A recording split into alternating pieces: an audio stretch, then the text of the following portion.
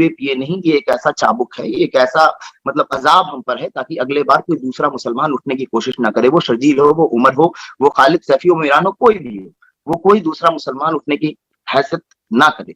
हमें ना मोदी पे अकीदा है, ना नीतीश कुमार, ना लालू, या किसी भी नेता की मैं बात कर रहा हूँ, किसी पे अकीदा नहीं है। हमें अकीदा है तो सिर्फ अपने रसूल और अल्लाह पे।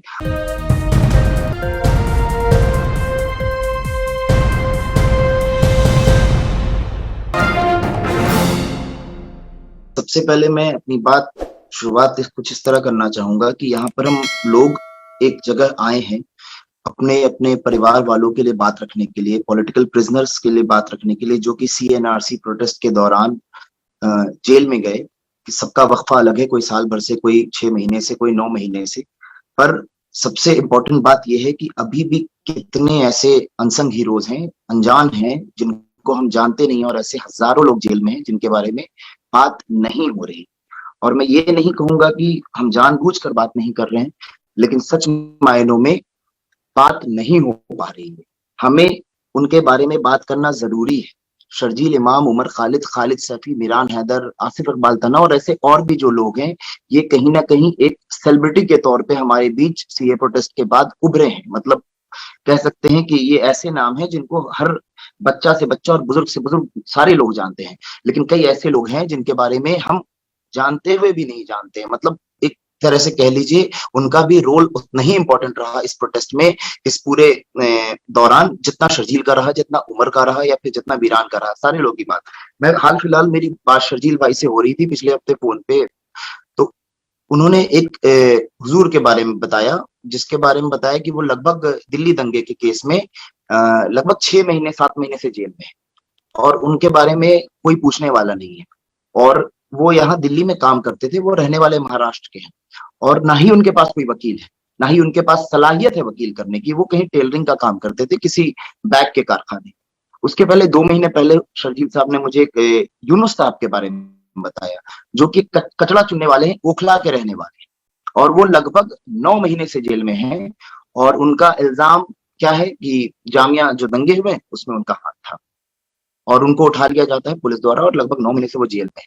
तो उसके बाद शर्जील भाई साहब ने उनके कॉन्टैक्ट डिटेल मुझे दिए, मैंने उनके फैमिली से, मेरे वकील ने बात किया, तो पता चलता है उनके दामाद, उनका कोई नहीं, उनकी एक बेटी और एक दामाद, उनके दामाद से जब पूछा जाता है कि आपने वकील से मुलाकात क्यों नहीं की, या फिर अपने केस को आगे क्यों नहीं बढ़ाया, तो बोले हम वकील से मिलने गए थे, लेकिन वो पैसे मांग रहे थे, तो हम क्या करते।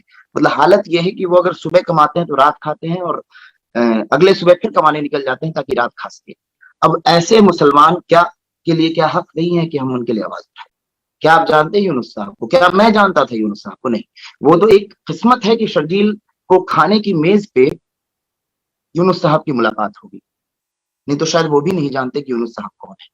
तो इस तरह के मैं आरजू करता हूं, और मैं सभी लोगों से मिन्नत करता हूं कि इस तरह के लोगों के बारे में बात हो, और इस तरह के लोगों के बारे में चर्चा हो, और उनके बारे में कम से कम हम आवाज उठाएं, क्योंकि हम माशाल्लाह बहुत खुशकिस्मत हैं जितने लोग यहाँ बैठे हैं, कि कम से कम हमें अल्लाह ताला ने ये मुकाम दिया कि आज हम यहाँ बैठे हैं, और कम से कम हमारे भाइयों के, बेटों के, हस्बैंड के, मतलब जिसके बारे में बात हो रही है।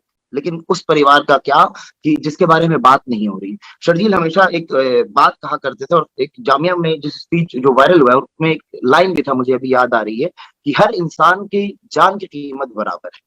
तो मैं ये बात आपके सामने भी बोलता हूँ और पूछता हूँ सभी लोगों से, क्या हर इंसान की जान की कीमत बराबर नहीं? बेशक बराबर है। तो मैं आपको ये बताना चाहूंगा कि हर इंसान की जसामत बराबर नहीं है। किसी की माली हालत अच्छी है, किसी की जिस्मानी हालत अच्छी है।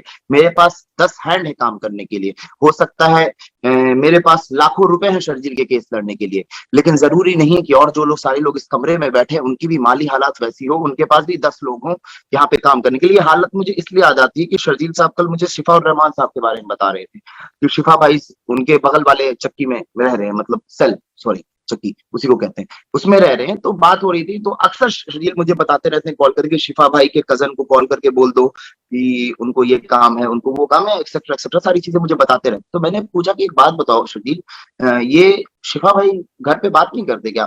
तो बोले शिफा भाई के बच्चे छोटे हैं, और उनकी फैमिली, मतलब जो परिवार एक्सेप्ट वाइफ एंड मतलब बच्चे, वो सारे लोग गाँव में रहते हैं। तो वो चीजें कनेक्ट नहीं कर पाते हैं, कम्युनिकेट नहीं कर पाते, तो उनके एक कजन है दिल्ली में रहते हैं, तो वो उनसे उनके वाया कम्युनिकेट करके सारी चीजें करते हैं। तो अब समझिए वहां पर शिफा भाई को हैंड की कमी है। तो यही में बात बहुत इंपॉर्टेंट है कि इस पूरे मसले में, इस पूरे केस के दौरान जो भी लोग अरेस्ट हुए हैं, जरूरी नहीं है कि सबको सारी चीजें मिल रही हों। तो इसलिए अगर हम उनके बारे में बात करते हैं या उनके साथ खड़े होने की बात करते हैं या उनके लिए खड़े होते हैं, तो बाखुदा इसका सवाब मुझे नहीं लगता इससे ज्यादा कोई सवाब होगा। और जितनी हम उनके लिए मेहनत करेंगे, इसका जरूर कहीं ना कहीं हमको भी इसका पे बैक मिलेगा इंशाल्लाह, आज नहीं तो ऊपर जरूर। और इसके सिवा सबसे इंपॉर्टेंट बात है कि दूसरों के बारे में, देखिए शर्जील के बारे में या उमर के बारे में, मीरान के बारे में चर्चा आम है और माशाल्लाह ये बढ़ती जा रही है, खालिद साहब के बारे में बढ़ती जा रही है, ये बहुत आम सी बात है। लेकिन वैसे लोग, जैसे पिछले महीने मैंने अतर खान के है उनकी बात की थी, वो भी दिल्ली दंगे में लगभग 9 महीने से अंदर। तो मुझे जब उनके वालिदा से मैंने बात की और सारी चीजें जब सामने आई, तो मुझे ये महसूस हुआ कि वो वही फील कर रही है जो मेरी वालिदा फील करती है। एक भाई वो फील नहीं कर सकता जो एक वालिदा फील कर सकती है, या जो दर्द उनके अंदर है। मैं अपनी वालिदा को तहज्जुद में उठ के रोते हुए देखता हूँ और नमाज पढ़ते हुए देखता हूँ। मैं तहज्जुद नहीं पढ़ रहा हूँ, मैं रोजा रख रहा हूँ, नमाज पढ़ लेता हूँ, ठीक है, लेकिन मैं तहज्जुद नहीं पढ़ रहा हूँ। लेकिन मेरी वालिदा 60 साल की उम्र में तबियत खराब होने के बावजूद सुबह 3 बजे उठती है, वजू करती है, तहज्जुद पढ़ती है और बेटे के लिए रो रो के दुआ करती है। तो एक माँ का दर्द है, एक बीवी का दर्द, एक बहन का दर्द शायद एक भाई ना महसूस कर सके। मेरी माँ मुझे बोलती थी कि तुम भाई हो ना, तुम्हें माँ नहीं बनना है, और ये सच्चाई है। तो मैं मुझे वो चीज याद आती है जब एक आम सा बंदा फेसबुक पर नीचे लिखता है शर्जील की तस्वीर के कि अल्लाह तुमको हजारों साल की उम्र दे और अल्लाह तुम्हारी रिहाई मजबूत करे। तो मैं पहली बार उस दिन अपनी माँ के आंखों से जो आंसू निकलता है वो खुशी के महसूस करता हूँ। तो मैं चाहता हूँ कि वो खुशी जो शर्जील की माँ या उमर के वालिद या खालिद साहब की बीवी महसूस कर रही है, वो हर एक आम महसूस करे जो जेल की तहार दीवारी में है। क्योंकि वो हक अल्लाह ने हमें भी दिया है और उस गरीब को भी दिया, उस यूनुस साहब को दिया है, उस भट्ट साहब को ये दिया दिल्ली दंगे केस में अंदर। तो ये जरूरी है कि हम हर जान की कीमत बराबर समझे और हम हर मुसलमान जो कि इस क्या कहते हैं, इस बुरे वक्त में, इस कुदरती या कह लीजिए अल्लाह के अजाब के दौर में तकलीफ में है, उन सबको हम बराबर नजर से देखें, उन सबके लिए बराबर तरीके से दुआ करें, बराबर तरीके से उनके लिए खड़े हों और बराबर तरीके से उनके लिए बात करें। और ये इसलिए भी महत्वपूर्ण हो जाता है क्योंकि अगर हम आज अपने लोगों का साथ नहीं देंगे तो कल शायद कोई हिम्मत ना करे। कल एक जर्नलिस्ट से बात हो रही थी जिसने शर्जील भाई से मुझे एक सवाल पूछने के लिए कहा था, जिन्होंने बोला कि अगर आप पे यूएपीए लगता है तो उसके बाद क्या आपका कहना है।